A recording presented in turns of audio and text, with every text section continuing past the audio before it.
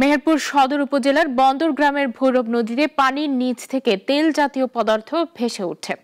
মঙ্গলবার সকালে coffee house সংলগ্ন এলাকায় এই দৃশ্য দেখে কৌতূহল ছড়ায় স্থানীয়দের মধ্যে।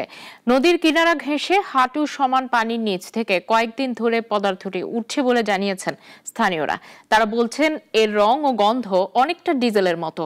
বাঁশ বা লাঠি দিয়ে চাপ দিলে নিচ থেকে আরো বেরিয়ে আসছে তেল জাতীয় পদার্থ।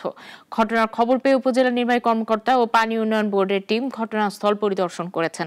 বিষয়টি গুরুত্বের সঙ্গে দেখা হচ্ছে এবং ঊর্ধ্বতন কর্তৃপক্ষকে জানানো হয়েছে। যেখানে তেলের কোনো উৎস থাকতে পারে। আবার কিছু মানুষ বলছে এখানে নদী খননের সময় এক্সকাভেটর নষ্ট হয়েছিল, সেটা থেকেও তেল পড়তে পারে বা তেলের ডাম জাতীয় কিছু এখানে পড়ে থাকতে পারে। এটাই আমরা এখন পর্যন্ত জানতে পেরেছি এবং বিষয়টা দেখে আমরা আমাদের ঊর্ধ্বতন কর্তৃপক্ষকে অবহিত করেছি। পরবর্তীতে এটা আরও ডিটেলস অবজারভেশন করে সঠিক বিষয়টা জানা যাবে।